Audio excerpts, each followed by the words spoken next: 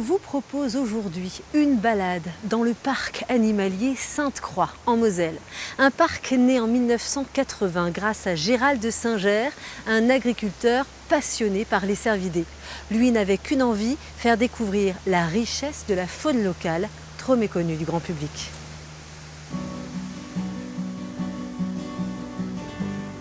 Pari réussi pour ce visionnaire dont le parc ne cesse de se développer grâce à ses deux fils qui ont repris le flambeau.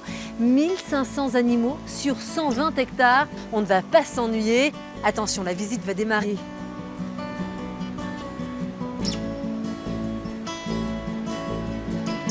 Les animaux qui nous entourent, c'est le thème de cette nouvelle édition de Pourquoi chercher plus loin. Nous partirons sur les traces des sangliers dans les forêts ardennaises qui surplombent la Meuse. Nous découvrirons les Highland Cattles, une race bovine écossaise venue défricher les prairies dans les Vosges du Nord. Au sud de l'Alsace, sur les bords du Rhin, nous observerons la tortue cistude, un animal qui avait disparu de la région avant d'être réintroduit en 2013. Enfin, nous prendrons de la hauteur sur la route des Crêtes en suivant au pas de course Frédéric et ses huskies.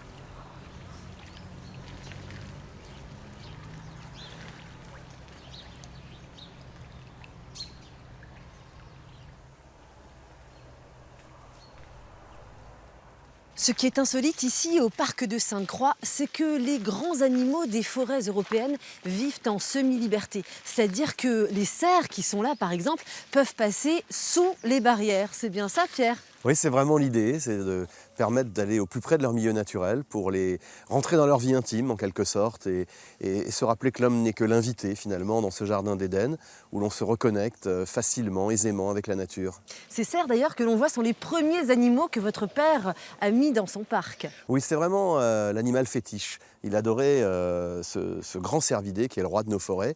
Il en a fait venir de Chambord et ces animaux se sont très vite acclimatés. C'est vrai qu'ils sont présents en Moselle à l'état naturel et c'était une façon de commencer ce travail de sensibilisation. Et vous, vous avez eu la chance de vivre ici un petit peu au plus près des animaux ? Ah oui, vraiment. Pour moi, c'était un spectacle tout à fait ordinaire puisque c'était la naissance, la mise bas d'un chevreuil, le passage d'un sanglier, le passage d'un renard. C'était le quotidien. Et avec votre frère, donc, vous poursuivez ce qu'ont entamé vos parents et vous allez plus loin même parce que en presque 40 ans, les choses ont changé. Oui, l'urgence n'était pas aussi importante dans les années 70. Aujourd'hui, il y a une vraie urgence. On sent que le public a besoin, envie de mieux comprendre comment on en est arrivé là, quels sont les mécanismes, comment on pourrait vivre à nouveau en harmonie avec la nature. Ça devient une vraie préoccupation. Alors c'est vrai que votre père a réussi son pari de faire en sorte que les visiteurs puissent observer au plus près la faune locale parce que dans la nature, c'est pas aussi facile. D'ailleurs, si on va dans les Ardennes, par exemple, le sanglier est l'animal emblématique.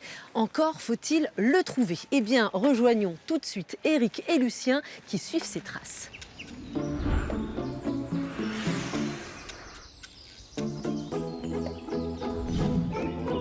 T'as vu des traces, hein, dis donc. Bah oui, tu vas voir. T'avais quoi, des gros, des petits Ben on voit des grosses et puis des petites. Je pense que ça doit être une famille. Et tu penses qu'il y en avait combien, tu sais pas à peu près? Bah non, je peux pas dire comme ça parce que s'ils viennent plusieurs fois au même endroit. Ah oui, c'est là, tiens. Ouais. Ah bah dis donc. Vache. Et tu vois la mer là, on voit bien la trace. Ah oui, Là on reconnaît que c'est un sanglier aux deux pointes de derrière. voilà. Sinon c'est un chevreuil. Ouais, les ergots, quoi, hein, Ouais. qu'on appelle ça. Ouais, t'en as tout le long, là, dis donc. Ouais, je prends quelques photos. Ouais. Celle-ci là. Ouais. Regarde. Regarde. Une pomme de pain. Pas besoin de 80 kilos, le sanglier. Hein. Le vrai sanglier des Ardennes. Bon, photo celui-là. Hein, je te fais le bruit. Vas-y. Hein, vu que t'en as pas vu. Tu sais, nous, à Bouigny-sur-Meuse, il y en avait un qui en avait tué un chasseur, 230 kilos, il faisait. Ah oui, ouais, C'est déjà la belle bête. une hein. belle bête. Ah Ouais. oui, tu penses. Hein. Mais tu vois, regarde là. Parce qu'en sortant de la boue, hop, ils viennent se frotter contre les arbres. Et donc on voit bien là. Ouais, c'est bien essuyé celui-là. Hein. Ouais. Mais il devait se faire plus de 80 kilos parce que Ah oui. moi je connais un parc ici, comment c'est le parc Saint-Laurent. Là, tu as des sangliers qui sont en semi-liberté. Puis Là, ce serait pas mal. Il y a des petits marcassins, si tu veux les prendre en photo. Ouais, ça peut être sympa, pour mettre pour ta collection. Ouais. Hein, bon, bah, on y va. D'accord. On est parti alors.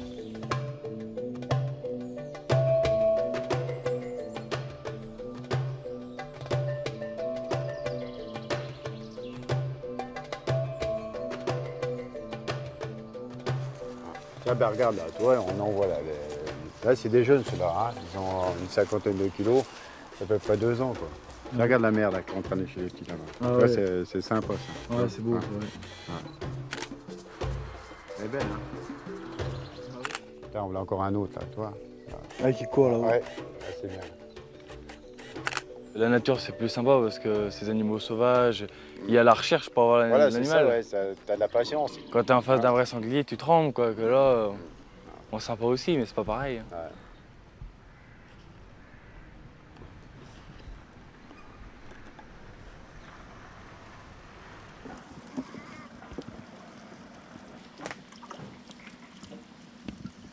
Et ça donne aussi envie de faire des photos ici parce que les animaux sont très très près, comme ces ragondins. Alors c'est sûr que dans la nature on en voit, mais jamais aussi proches et jamais autant qu'ici, hein, Marine. Ils sont très mignons là, mais il faut quand même le savoir, ils sont destructeurs ces ragondins. Oui, en France, on a quand même une grosse population de ragondins. Et les ragondins vont faire leur galerie dans les berges. Et quand il y en a vraiment trop, ça peut parfois écrouler les berges. C'est pour ça que c'est une espèce qu'on considère comme nuisible. Et une espèce qui n'a pas toujours été là. Là, on en trouve dans les étangs en Lorraine, mais il faut dire que ça nous vient d'Allemagne. Il y avait des centres d'élevage pour la fourrure. Et quand cette activité a périclité, eh bien voilà, ils sont tous partis, en France notamment, et maintenant on en trouve plein. Oui, c'est pas la seule espèce importée ici, donc en parc, on est dans toute une zone où on a les animaux européens importés, donc les ragondins, les porcs-épics, les daims, les hydropotes. On a aussi les ratons laveurs qui ont été, pour la même raison, élevés pour la fourrure puis relâchés. Et Juste on les trouve ici. juste de l'autre côté.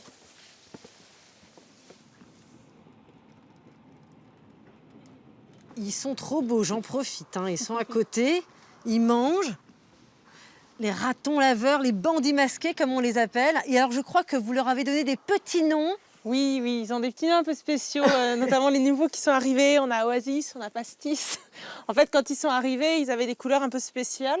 Oasis, c'était tout orange, d'où son nom. Pastis, c'était tout jaune.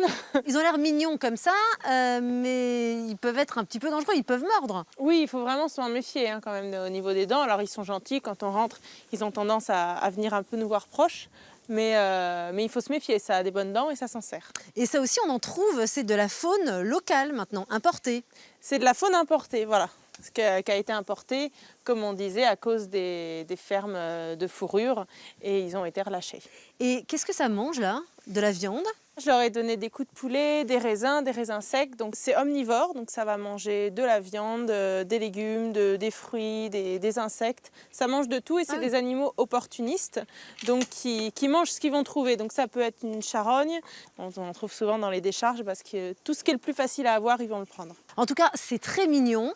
On ne s'en lasse pas, on pourrait les regarder longtemps. Et ben moi, je vous propose d'aller voir un autre animal très très mignon qui vient d'Écosse, celui-là. C'est le Highland Cattle. Alors on en trouve dans ce parc, mais on en trouve surtout dans le nord de l'Alsace parce que ça a une utilité particulière. Vous allez comprendre.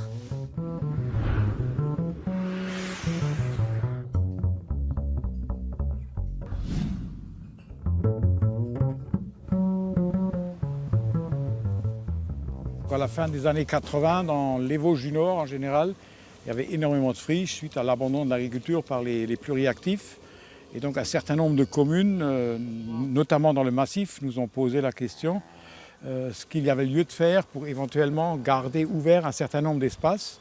En fait, le problème, c'était qu'il fallait prélever la végétation. Et puis on est très vite arrivé à la solution de pâturage par des animaux. C'était économiquement le plus intéressant et je pense que socialement et localement, ça présentait aussi un intérêt pour les gens, c'était leurs animaux. Et après, la question était de savoir par quel type d'animal. Et donc, comme vous voyez ici, c'est des milieux relativement humides. Donc, un certain nombre d'espèces étaient tout naturellement exclues, le cheval, le mouton, la chèvre. Très rapidement, on s'est donc tourné vers la race Highland Cattle, qui est originaire d'Écosse, qui a la caractéristique d'être très rustique. et qui puissent supporter les hivers Donc c'est des animaux presque sauvages. presque sauvages. Et on a essayé de les, comment dirais-je, de les sociabiliser, qui s'habituent à l'homme. Alors tu fais quoi pour les sociabiliser? Par définition, il faut aller les voir. Et on les appelle et on leur apporte quelque chose. Moi, en l'occurrence, c'est du pain qu'on leur donne. D'accord. Ça pourrait être des fruits, ça pourrait être de la salade, ça pourrait être tout à fait autre chose. L'essentiel, c'est que quand on vient les voir, on les appelle et on leur donne quelque chose.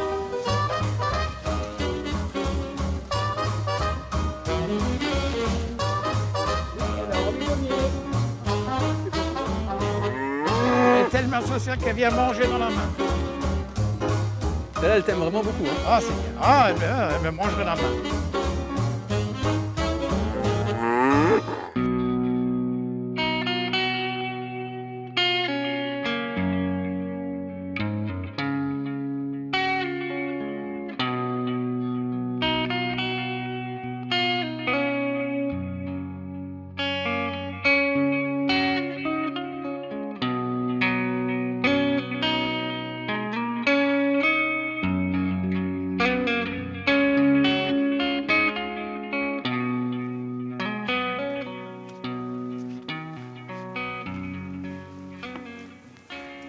De retour au parc de Sainte-Croix, du côté des grands carnivores, des loups, des ours et puis aussi des lynx comme ici, des animaux qui font peur à l'homme. Et justement, Marc, votre objectif, c'est de changer le regard de l'homme sur ces grands carnivores. Oui, absolument. Notre travail consiste aussi à sensibiliser au maximum nos visiteurs et leur faire comprendre l'utilité de ces grands carnivores dans nos régions. Et là, justement, vous avez un objectif, c'est de ne pas vous approcher trop, les soigneurs, pour nourrir ces animaux-là. Donc, vous trouvez des astuces comme une tyrolienne. Voilà, tout à fait. Donc cette tyrolienne, j'ai suspendu un petit oiseau, une caille, pour stimuler l'animal, pour lui faire des choses. Donc on voit les lynx qui réagissent et c'est très sympa pour eux. Ils attendent, fébrilement, là. Ils attendent. Voilà, il faut qu'ils trouvent un moyen pour récupérer la viande. Hein. C'est passionnant, en tout cas. Regardez.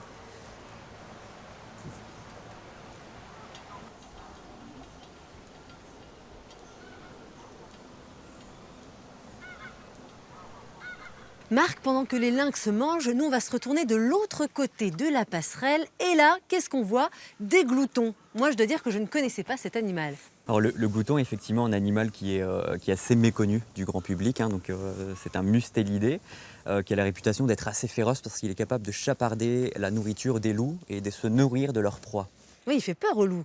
Il fait peur aux loups, hein. Il est suffisamment costaud, il a un très très fort caractère, il a également une mâchoire puissante, des griffes semi-rétractiles. On dirait pas, quand on le voit comme ça fait un peu gros nounours. On dirait pas, ça fait un peu gros nounours, mais voilà, hein, les autres carnivores ont bien conscience de sa force et de son agressivité. Donc il laisse la place et le glouton va se nourrir de leur proie. Il a une belle fourrure et c'est pour ça d'ailleurs qu'il est menacé. Effectivement, hein, le glouton est une espèce qui est classée sur les listes rouges des espèces menacées en Europe à cause effectivement de la chasse pour sa magnifique fourrure. Et le but de maintenir ces populations en captivité, c'est d'avoir de la reproduction, de grossir les populations pour éviter que ces espèces ne disparaissent. En tout cas, il y a d'autres animaux dans le parc que vous essayez de réintroduire. Nous avons réintroduit du grand tétras dans les Vosges. Nous avons également en 2012 réintroduit un vautour fauve qui a éclos dans notre structure. Et nous avons également comme objectif de réfléchir sur la possibilité de réintroduire du bison d'Europe en créant un nouvel enclos d'une dizaine d'hectares, en faisant en sorte que le groupe augmente pour ensuite avoir la possibilité éventuellement de réintroduire certains individus en milieu naturel. Eh bien, vous n'êtes pas le seul dans ce parc à essayer justement de sauver des animaux en voie de disparition ou menacés. C'est aussi le cas de la petite Camargue alsacienne. Là-bas, depuis quelques temps, sont élevées des cistudes, des petites tortues qui avaient complètement disparu et qui sont réintroduites depuis 2013.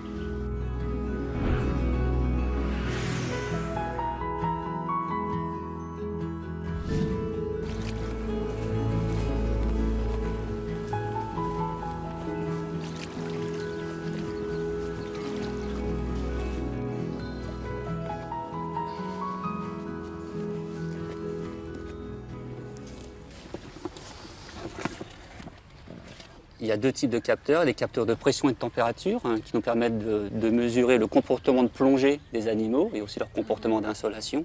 Et on a aussi un accéléromètre sur 3 axes qui mesure à 25 mesures par seconde l'attitude et le comportement de l'animal. Donc on sait s'il est mobile et on sait aussi s'il est actif, s'il nage ou s'il marche. Donc voilà, c'est l'ensemble de ces mesures-là qu'on récupère avec l'enregistreur à la fin de la saison. Donc celle-là, on la relâche. Et puis demain, tu relanceras tes observations directes. Et l'idée, c'est un peu de voir comment évolue le comportement en fonction du stade, en fonction de l'âge des animaux.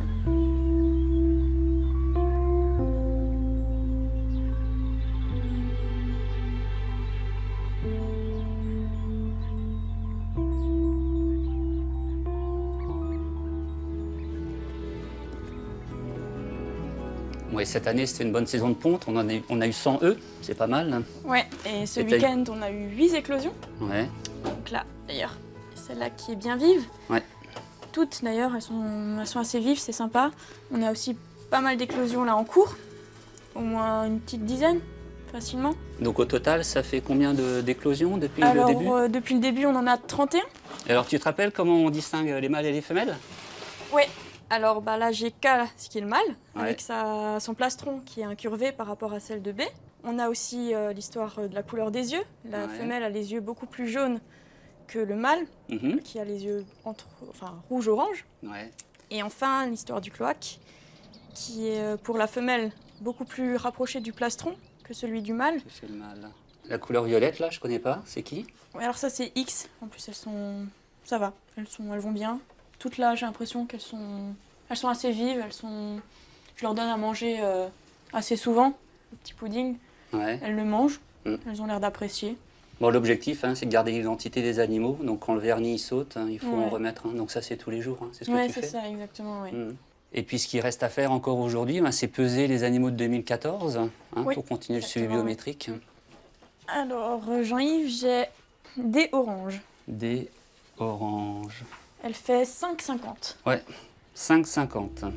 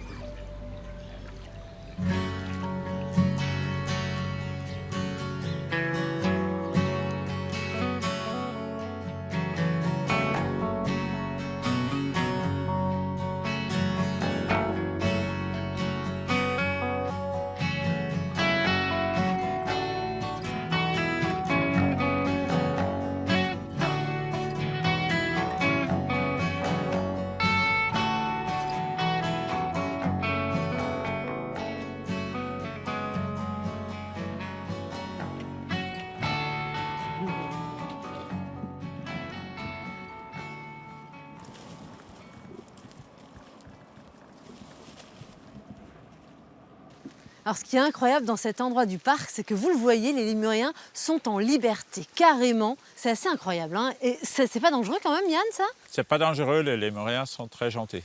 Ils sont très gentils, Ouais. ils ne font pas de mal aux visiteurs. Pas du tout, non. Ils restent, ils sautent au-dessus des Ils têtes. restent, ils sautent, ils vivent leur vie. Ils vivent leur vie. Ce sont donc des primates qui viennent de Madagascar, donc c'est quand même très très loin. On est loin, bien au-delà en tout cas, de ce que voulait faire le fondateur au départ avec la faune locale. Oui, mais le parc est devenu plus grand et le parc a décidé de ne pas se concentrer seulement sur la biodiversité en Lorraine, mais d'aller plus loin, la biodiversité mondiale. Pourquoi? Pour donner le message que nous sommes tous partie de cette biodiversité et ensemble, on doit la protéger aussi. Ces pensionnaires qui sont nés en captivité, Yann, ils font partie d'un programme européen d'élevage. C'est quoi les objectifs? Les objectifs sont d'avoir une population en captivité dans les eaux européennes pour avoir des animaux qui peuvent servir comme des ambassadeurs pour les animaux dans la nature. En tout cas, ils ont l'air de s'acclimater tout à fait à la Lorraine. Peut-être que si on était sur le sommet des Vosges en ce moment, en plein hiver, ils aimeraient moins, en tout cas moins que les huskies qu'on va voir tout de suite. Frédéric, leur maître, sait très bien les maintenir en forme, vous allez voir.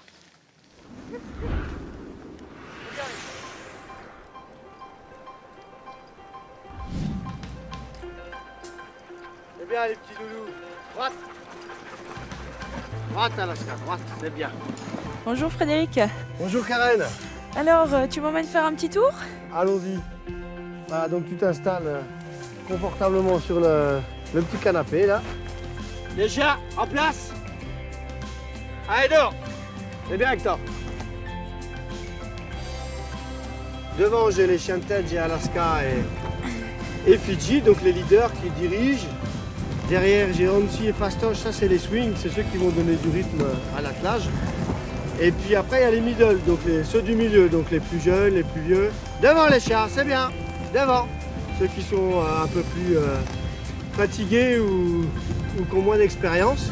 Et puis à l'arrière, j'ai les wheels, donc Hector et Inou qui eux vont vraiment tirer, mettre la force. Alaska, devant, allez, devant, c'est bien les chiens, c'est bien.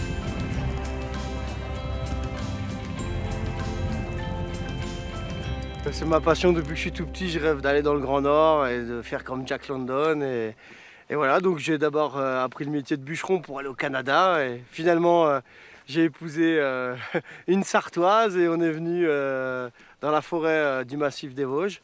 Et elle a fait des formations de montagne. Et puis moi, des formations avec les animaux, avec les chevaux, avec les chiens. Et voilà, et aujourd'hui, on a cette petite bulle de Finlande chez nous. C'est bien les chiens. C'est bien, désolé. C'est bien les gamins, c'est bien avec toi. Les chiens, en place. Allez dehors, allez on rentre. Allez, droite, Fidji.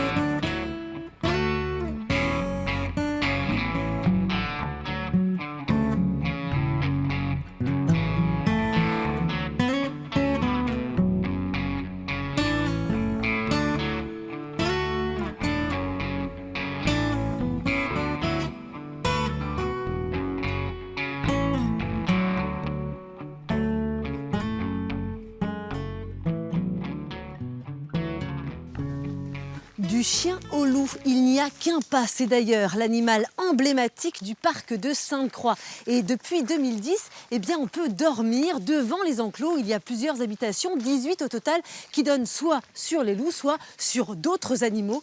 C'est magique.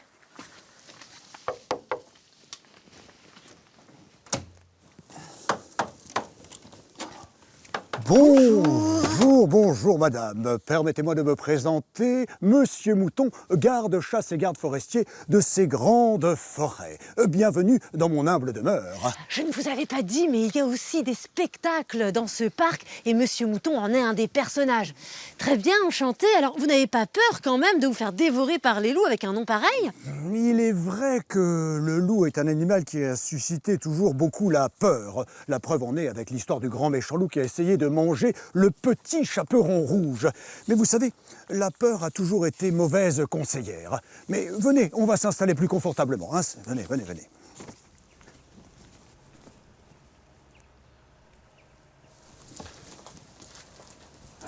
là, c'est les louveteaux qui approchent. Ils sont tout près. Ouais. Alors vous savez, comme beaucoup de monde, j'ai longtemps cru que le loup était un animal dangereux. Mais je me suis souvenu d'une phrase que me disait mon grand-père lorsque j'étais petit. On a peur de ce que l'on ne connaît pas. Alors je suis venu m'installer ici et j'ai longuement observé cet animal emblématique de nos forêts et j'ai appris à mieux le connaître et je me suis rendu compte que c'est un animal utile pour la nature. Merci beaucoup, Monsieur Mouton, de nous éclairer un peu plus sur cet animal. Je vous en félicite. Merci. Et je vous féliciterai aussi. Si vous avez des idées de lieux, d'activités, de passionnés, n'hésitez pas à nous écrire à l'adresse qui s'affiche, car ici, nous sommes au cœur de ce que la nature peut nous offrir de mieux. Alors, pourquoi chercher plus loin? À très vite pour d'autres découvertes dans le Grand Est.